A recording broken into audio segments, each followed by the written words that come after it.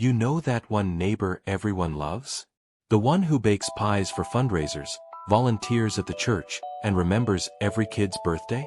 The one who seems too sweet to even raise her voice? In Fairhaven, that neighbor was Mary Ellis. Or as the town called her, Grandma Mary. She lived alone in a white, two-story house with mint green shutters and a front yard full of sunflowers. She waved at everyone who passed. She had a cat named Buttercup. She made the world's best apple crumble. And for 30 years, she was the beating heart of the neighborhood. But if someone had looked a little closer, if someone had really paid attention, maybe they would have noticed the darkness seeping through the cracks. Maybe they would have noticed that not everyone who visited Grandma Mary ever made it home. It started slow. Fairhaven was the kind of town where not much happened. People didn't lock their doors. Everyone knew everyone. So when a traveling salesman named Rick Booker disappeared in the summer of 2018, nobody panicked. Rick wasn't from here. He was just another out-of-towner hawking kitchen gadgets door to door. Last seen heading down Oak Ridge Lane, folks said. Heading toward Mary's Street. But then, nothing. Rick vanished. Probably skipped town, the sheriff said, sipping his coffee. Salesmen do that sometimes. No posters. No searches. Rick was just gone. A few months later, it happened again. This time, it hit a little closer to home. Marcus Lee, the local handyman. 35, kind, hardworking. He fixed Mary's broken fence one afternoon. Neighbors saw him unloading lumber from his truck. He even stopped to chat with Mrs. Donahue across the street. Helping out Mary, he said with a grin. Might grab a slice of pie while I'm at it. That was the last time anyone saw Marcus. At first, people whispered. Maybe he found a better job out of state? Maybe he just packed up and left? But Marcus loved Fairhaven. And more importantly, he loved his mother, who lived 2 streets away and who he visited every Sunday without fail. He missed 3 Sundays. Then 4. And just like Rick Booker, Marcus Lee's name faded into silence. By the following spring, something even more gut-wrenching happened. A teenager named Danny Ramos, 16 years old, vanished. Danny wasn't a drifter or a handyman. He wasn't a stranger. He was one of them. Danny had a summer job mowing lawns around the neighborhood. Polite. Smart. Planning to go to college next year. His last known stop? Grandma Mary's house. He had texted his mom. Just 1 more yard to go, at Miss Mary's. Love you. That was at 4:12 p.m. By 6 p.m., he wasn't answering his phone. By 9 p.m., his mother was at the police station, filing a missing persons report. For the first time, real fear gripped Fairhaven. This wasn't just outsiders disappearing anymore. This was Danny. Danny who grew up here. Danny who was supposed to graduate in 6 months. Flyers went up. Search parties formed. News trucks rolled into town. The police, under pressure, interviewed everyone. Neighbors, teachers, friends. And they all said the same thing. The last person to see Danny alive was Mary Ellis. Now, you'd think the police would have stormed Mary's house, right? Search the place top to bottom? Bring her in for questioning? But remember, this was Grandma Mary, the woman who donated quilts to the homeless shelter, who organized canned food drives at Christmas, who sent thank you notes to the local police every Thanksgiving. The idea that she could hurt a fly. Impossible. The sheriff even said it himself at the time. Mary's probably more scared than anybody. Poor lady's been alone a long time. And so, aside from a polite visit and a few awkward questions, they left her alone. Meanwhile, weird things kept happening. Neighbors started whispering about strange smells drifting from Mary's backyard. Rotting smells. Sickly sweet, like old meat mixed with flowers. At night, some swore they saw her out there, digging. Not gardening. Digging. But every time someone mentioned it to the police, they brushed it off. She's old, they said. Probably just composting. Still, the unease grew. Parents started telling their kids not to walk alone past Mary's house. Delivery drivers refused to linger at her door. And behind her lace curtains, Mary kept smiling, kept waving, kept baking pies. It wasn't until Mrs. Donahue disappeared that everything truly spiraled out of control. Mrs. Donahue, Mary's closest friend, her bridge partner, the woman who brought her groceries every Thursday. One afternoon, Mrs. Donahue walked across the street with a basket of fresh apples. Neighbors saw her knock on Mary's door, saw Mary answer, give her a big hug, pull her inside. And after that, nothing. Mrs. Donahue's car stayed parked outside Mary's house for 2 full days. Neighbors started to panic. Mrs. Donahue was never gone that long without telling someone. When the sheriff finally sent a deputy to check, he knocked on Mary's door. She opened it, smiling warmly, wearing a pink cardigan and flower on her cheeks. "Oh, hello, Officer Jenkins. Come in, come in. I was just baking." Officer Jenkins didn't want to be rude. And besides, it smelled good inside. Warm, buttery, cozy. Exactly what you'd expect from Grandma Mary's kitchen. Mary insisted he take a cookie. Fresh out of the oven. She chirped. He bit into it. Still warm, gooey with chocolate chips. And for a moment, everything felt normal. Just an old lady, a friendly kitchen, a missing neighbor who probably just forgot to tell someone where she went. Jenkins was ready to leave. He thanked Mary for the cookie, stepped onto the porch, adjusted his belt, and then, he smelled it. A rancid, gut-twisting stench, carried by the breeze from the backyard. Not fertilizer. Not compost. Something deeper. Something wrong. He paused, turned back toward Mary, who stood in the doorway, wiping her hands on her apron. "Is everything all right, dear?" she asked, smiling sweetly. Jenkins hesitated. Protocol kicked in. He radioed for backup. "Maybe it's nothing, asterisk," he told himself. "Maybe it's just a dead animal." Still, he didn't leave. And thank God he didn't. Because what they were about to find, buried just beneath Mary's prize-winning tulips, would change Fairhaven forever. You ever have that moment where your gut just knows something's wrong? Where every hair on your neck stands up, even though everything looks normal? That's what Officer Jenkins felt as he stood on Mary Ellis's porch. He had been ready to leave, cookie crumbs still clinging to his shirt. Ready to write off Mrs. Donahue's disappearance as a mix-up. Until that smell hit him. Thick, sour, rotten down to the bone. It wasn't coming from inside Mary's house. It was wafting in from the backyard. From the garden. From the place where Mary's tulips stood taller and brighter than anyone else's. Backup arrived 10 minutes later.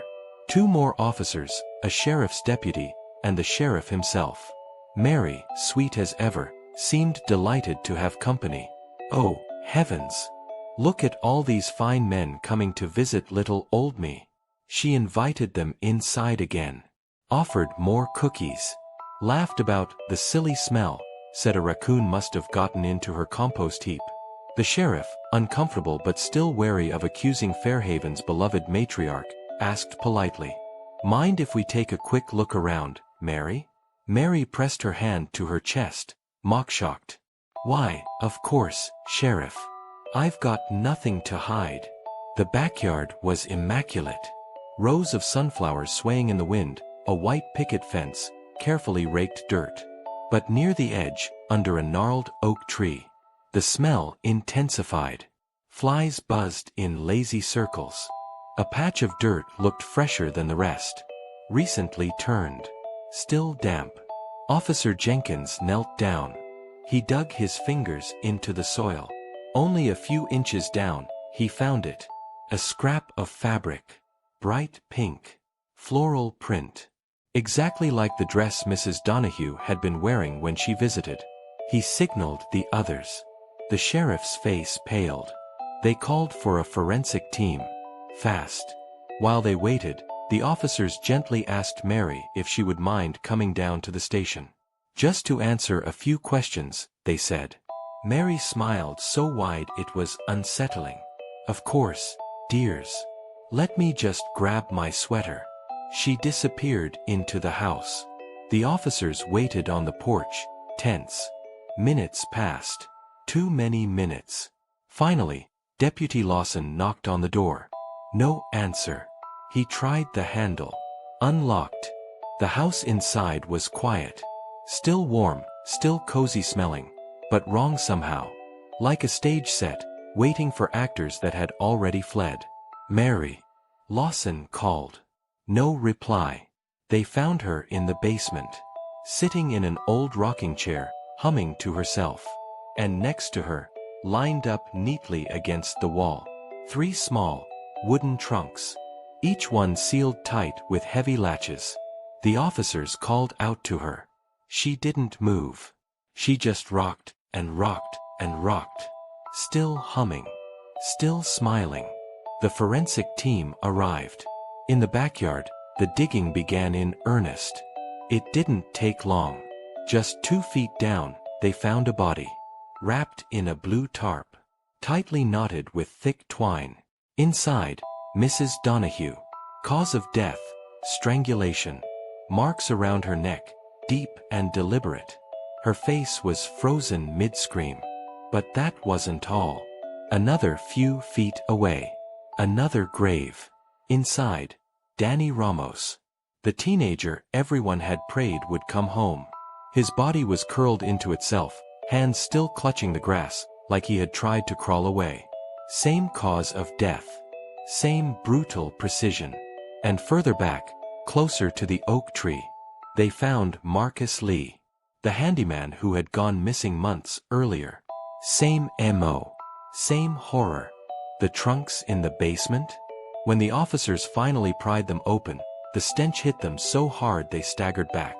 Inside each trunk, asterisk bones, asterisk scraps of clothing, asterisk jewelry, asterisk bits of wallets, watches, ID cards.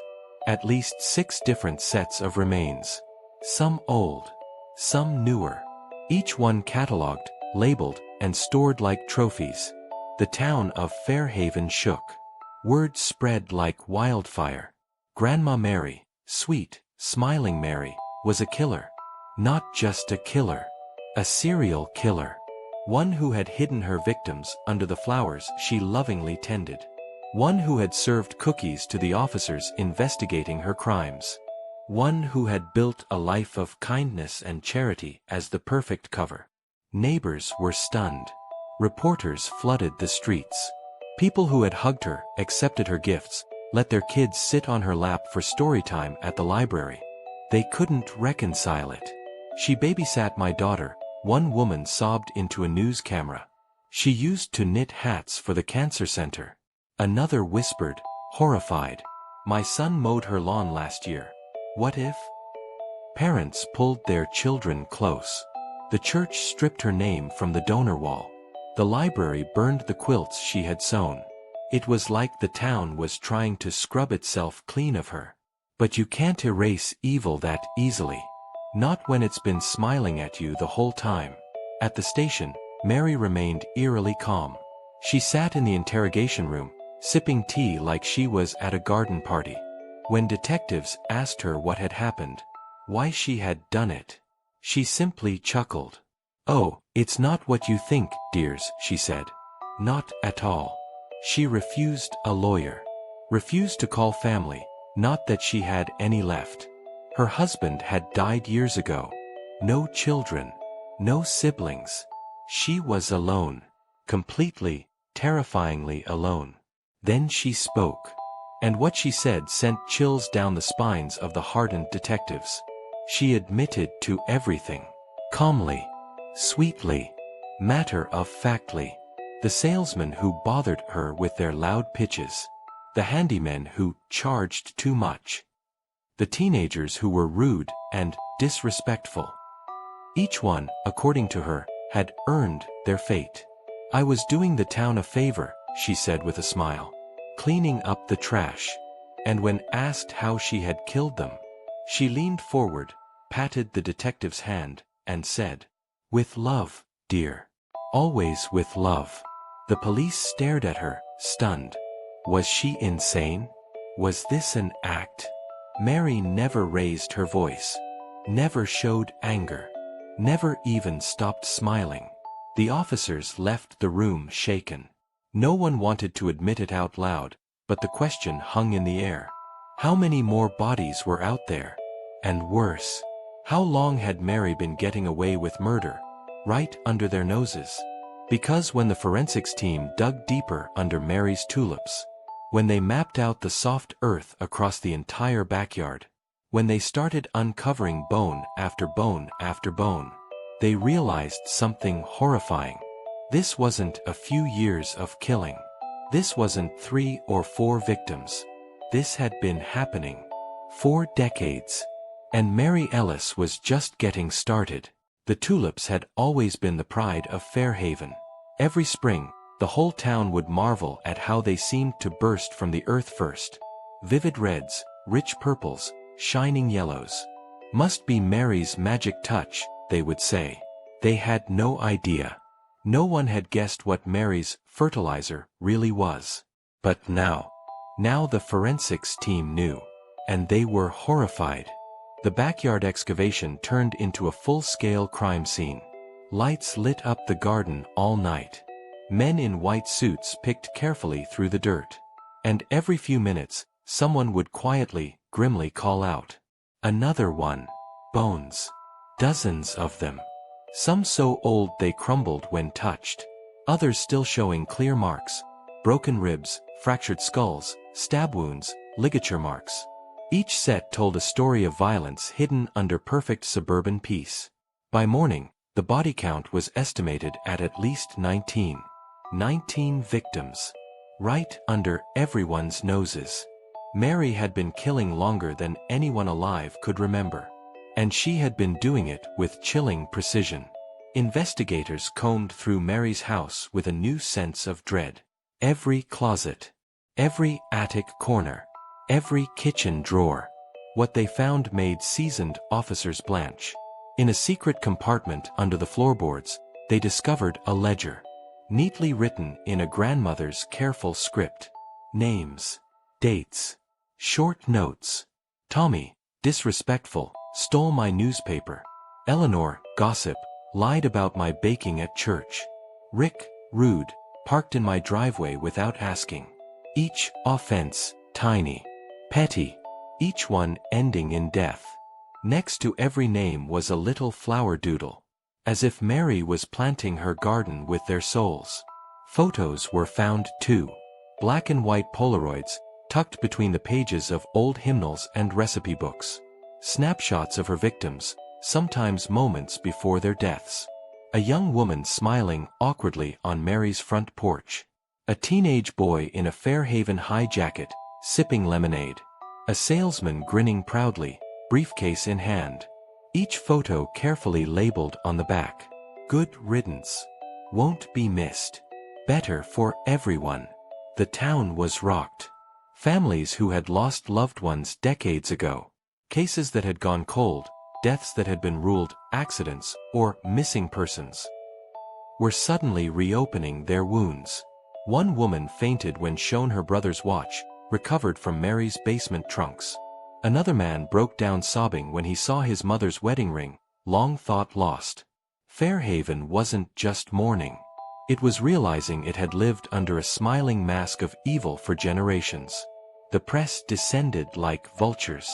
The granny killer of Fairhaven. Death among the flower. America's sweetest serial murderer. Reporters camped outside the police station. News vans clogged the streets. YouTubers, TikTokers, even Netflix producers started sniffing around. Everyone wanted a piece of the nightmare. Inside the jail, Mary remained calm. She knitted a scarf. A pink one, bright and cheerful. When asked if she regretted anything, she simply shrugged. Regret, dear? Oh no. I'm quite satisfied. I kept my garden blooming. Detectives tried to push harder. You murdered almost 24 people. For what? Minor slights? Mary giggled, a horrifying sound in the cold room. Oh, nonsense. I helped the community. I made Fairhaven safer, cleaner, nicer. She set down her knitting needles and leaned in. Do you know how much worse it could have been if I hadn't? The deeper they dug into Mary's past, the more questions surfaced. Why had no one ever noticed the disappearances clustering around her? How had she disposed of bodies for so long without raising suspicion? Were there even more victims in places no one had thought to look? Records showed Mary had lived in other towns before Fairhaven. Small towns. Quiet places. Each one had its own set of unsolved missing persons cases. Detectives were beginning to realize Fairhaven was just her final garden. Mary had been planting death across the country for decades.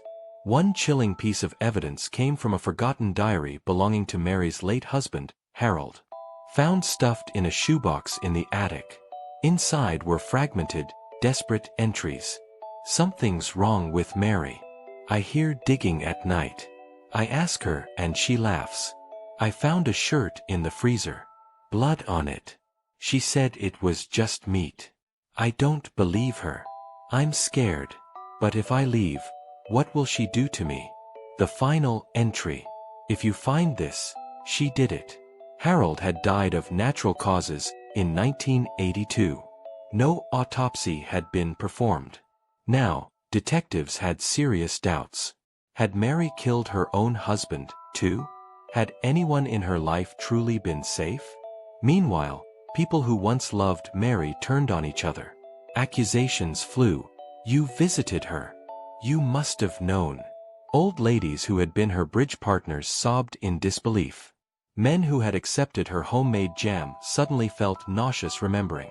The psychological impact on Fairhaven was total. It wasn't just that Mary had killed. It was that she had made everyone complicit in her charm. Everyone had believed the mask. Everyone had smiled back. In jail, awaiting trial, Mary blossomed. She gave interviews to podcasters, wrote cheerful letters to curious teenagers, even signed autographs for true crime junkies. She loved the attention. She said it was like a second spring. When her lawyer begged her to act remorseful, she laughed. What would be the point, dear? You can't cry over spilled fertilizer. The question that haunted everyone, though, the question no one could answer, was simple. Why? Why had she killed? Not for money. Not for revenge. Not even for fun in the traditional sense. Mary saw herself as a gardener, pruning the weeds, tending the flowers. In her mind, she wasn't a monster. She was the caretaker of a beautiful little world, one where only the people she approved of could thrive. And when the prosecutor finally stood in court to lay out the charges, 19 counts of murder, with more pending, he said it plainly. Mary Ellis didn't just kill people. She cultivated death like it was an art form. And Fairhaven was her masterpiece. The trial was scheduled for the fall. But it never happened. Because 2 weeks before it was set to begin, something unbelievable occurred. Something that would send one final shockwave through the town. And leave Fairhaven wondering if the nightmare was truly over. 2 weeks before the trial of Mary Ellis, the sweet grandma killer, Fairhaven's nightmare cracked wide open. It started with a simple routine. A guard brought Mary her dinner, mashed potatoes, green beans, meatloaf. Same as always. Mary smiled, thanked him politely, and sat at her little cell table. She ate slowly, savoring every bite like it was a gourmet meal. The guards joked about it later, how Mary acted like she was at a 5-star restaurant, not a jail. No one noticed that she barely touched her water. No one noticed the small plastic pill tucked into the sleeve of her prison-issue sweater. Until it was too late. At 11:27 p.m., when guards came to do their final rounds, they found her slumped over her table. Dead. Gone. A faint smile still painted across her lips. The prison went into full lockdown. The coroner ruled it an intentional overdose, a mix of hidden heart medications Mary had somehow hoarded. She had beaten the system again. Cheated justice. Stolen her own ending. Fairhaven woke the next morning to news alerts blaring. Mary Ellis dead in custody. No trial to take place. The gardener of death takes her final secret to the grave. Shock rippled through the town. Some felt cheated. Some felt relieved. Some were furious. Sheriff Tompkins, the man who had first uncovered the garden graves, stared at the empty cell and whispered, "She planned this." Because of course she had. Mary Ellis had always been 5 moves ahead of everyone. Even in death, she had control. The questions started immediately. How had she gotten the pills? Had someone helped her? Was it part of a bigger plan? The prison launched an internal investigation. Dozens of guards were questioned. Security footage was reviewed. Mail was checked. Visitors double-checked. No clear answers emerged. It was like Mary had willed herself to slip through their fingers. One final act of defiance. One last middle finger to the town that had loved her, then hated her. The authorities made a decision. They would auction off Mary's belongings. Sell her house. Tear down the garden. Destroy everything that remained of her legacy. Burn it to the ground if they had to. They thought they could erase her. They thought they could bury the horror with bulldozers and bonfires. They were wrong. The first warning came when the demolition team arrived at Mary's home. A group of contractors, tough guys who had worked on hundreds of teardowns, refused to step inside. They said the house was wrong. Too cold. Too still. Like it was watching them.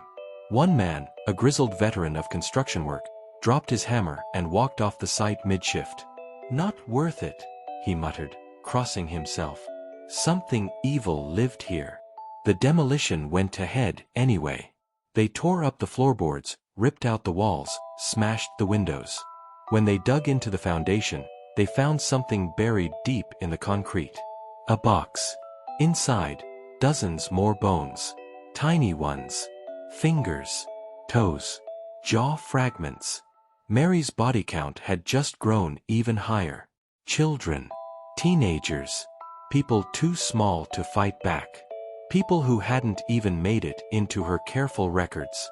Mary had been worse than anyone dared imagine. Fairhaven erupted into grief all over again. Vigils were held. Memorials built. But the damage was done. The scars were permanent. And then, the letters started arriving. First one. Then another. Then dozens. All postmarked from nearby towns. All handwritten in that same grandmotherly cursive. All signed. "With love, Mary." Inside each envelope was a simple message. "Thank you for letting me be part of your lives. The garden still blooms.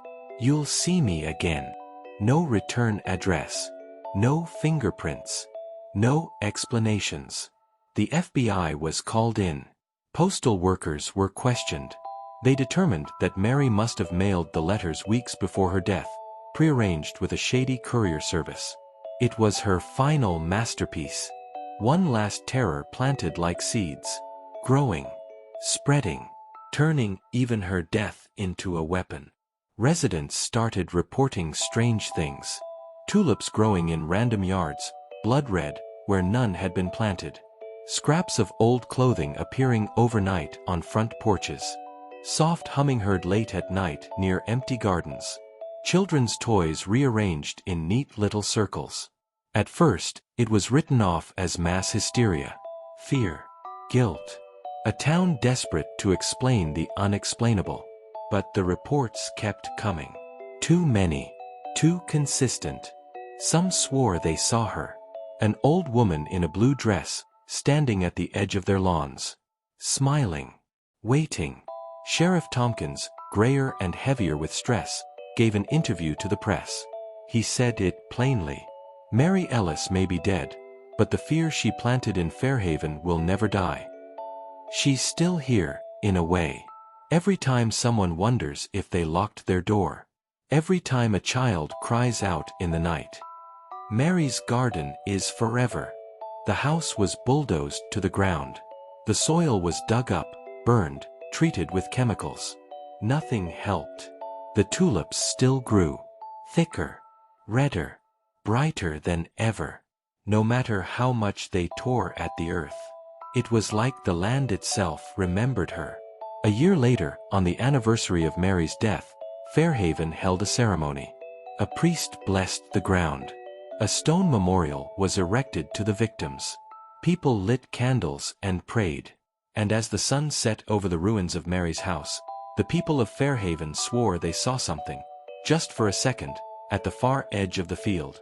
An old woman, rocking slowly in a chair that wasn't there. Smiling. Always smiling. And when the first candle blew out by itself, when the fresh tulips began to push through the cracks in the pavement, when a soft, familiar humming floated on the breeze, they realized something terrifying. Mary Ellis's garden would never stop blooming. Not ever. Not until the whole town was hers. After the first anniversary of Mary Ellis's death, Fairhaven changed. At first, it was small things. A missing pet here. A teenager disappearing after sneaking out for a late-night party. A construction worker falling off scaffolding, and nobody could explain why. Accidents, they said. Coincidence. Denial hung over the town like a heavy fog. But deep down, everyone felt it. Mary's garden wasn't done. It was just getting started. The tulips spread first. Not just in Mary's old yard, but everywhere.